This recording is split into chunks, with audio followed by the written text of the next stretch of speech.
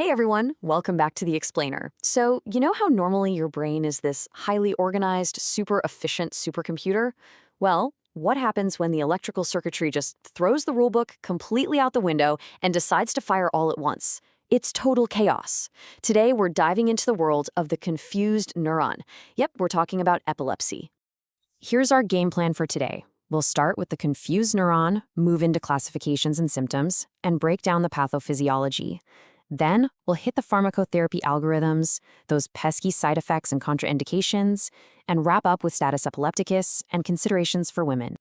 All right, section 1, the confused neuron. So what exactly is going wrong inside the brain? Think about this for a second. What is genuinely the most dangerous thing about a confused neuron? I mean, picture a massive electrical storm in your head. It literally robs your brain of oxygen and glucose, completely threatening to cause severe, irreversible damage. It's like a massive power surge, where your brain is just burning through its energy stores way, way too fast. So the absolutely crucial takeaway here is that epilepsy, it's actually not just one single disease. It's a whole assortment of events.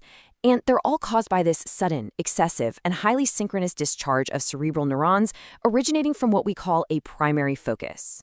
It's literally a confused neuron, or, well, an entire population of confused neurons, just firing together in total destructive unison. Moving right along to section 2, classification and symptoms. Let's see how we actually categorize these wild electrical storms.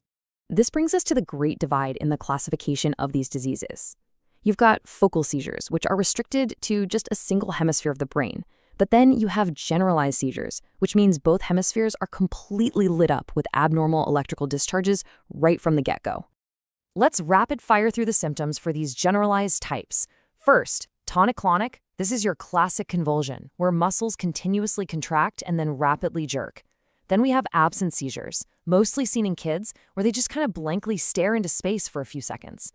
But pay really close attention to the stark difference between the last two.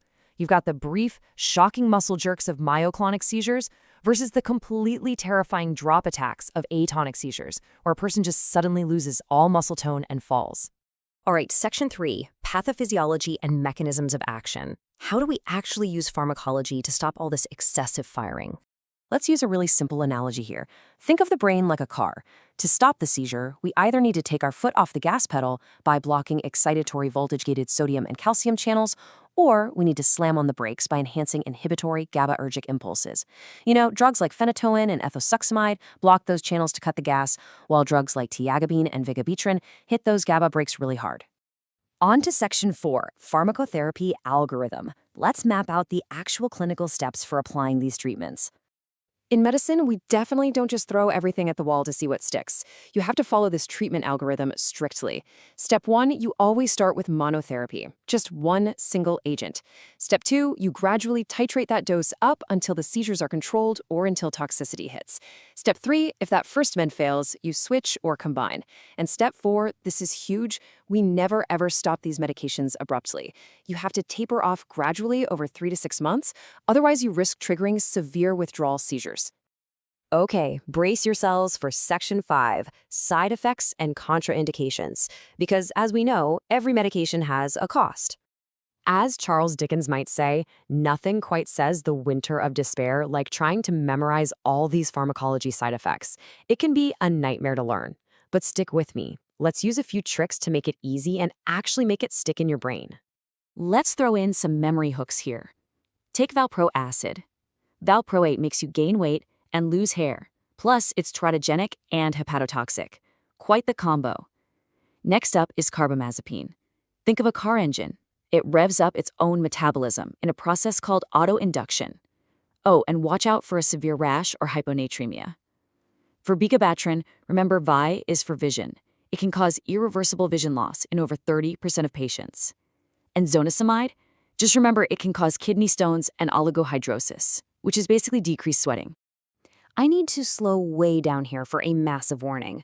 You never, ever give carbamazepine for absent seizures. If you do, you're actually going to make the seizures worse. It's an absolute contraindication. For absent seizures, Ethosuximide, which is your T-type calcium channel blocker, is always your drug of choice. Let's hit a few more high-yield special side effect warnings. Felbamate is strictly reserved for refractory epilepsies because it can literally wipe out your bone marrow, causing aplastic anemia and liver failure. Zonosimide is a massive no-go if your patient has a sulfa allergy, and tiagabine is incredibly ironic. If you use it off-label in someone who doesn't even have epilepsy, it has actually been known to cause seizures. Finally, we've made it to Section 6, Status Epilepticus and Considerations for Women. Status epilepticus is an absolute code red medical emergency. This happens when the patient has 2 or more seizures without recovering consciousness in between. You need a fast 1-2 punch here. Step 1, you hit the system immediately with a fast-acting parenteral benzo, like diazepam, to force that brain to calm down. Step 2, you follow it right up with a slower-acting medication, like Phenytoin, Levetiracetam, or Devo-Pro-X, just to maintain the peace. Now, when it comes to women's health, this next concept is absolutely critical. A lot of these drugs, like Phenytoin, Carbamazepine, and Topiramate, actually increase the metabolism of hormonal contraceptives. This means the liver starts working overtime, breaking down other meds way faster than normal. The end result? It completely wrecks the effectiveness of hormonal birth control, leading straight to contraceptive failure. Also, because there is such a high risk of birth defects associated with many epilepsy medications, any woman even considering pregnancy absolutely needs to be on 1 to 5 milligrams of folic acid prior to conception. This is completely non-negotiable to protect the baby against neural tube defects. The medical literature makes this abundantly clear. D-valproate and barbiturates should be completely avoided during pregnancy. The potential for severe birth defects, including cognitive and behavioral abnormalities and neural tube defects, is just way too high. Which leaves us with a really big question. As we've seen today, our current anti-epileptic drugs merely suppress the electrical storm. They don't provide a cure. We're essentially just stepping on the brakes or cutting the gas, but we aren't actually fixing the engine itself. So, what new mechanisms will it take to finally bring permanent peace to the confused neuron? It's the billion-dollar question in neuroscience right now. Thanks so much for joining me on this explainer today. Stay curious, and I'll catch you in the next one.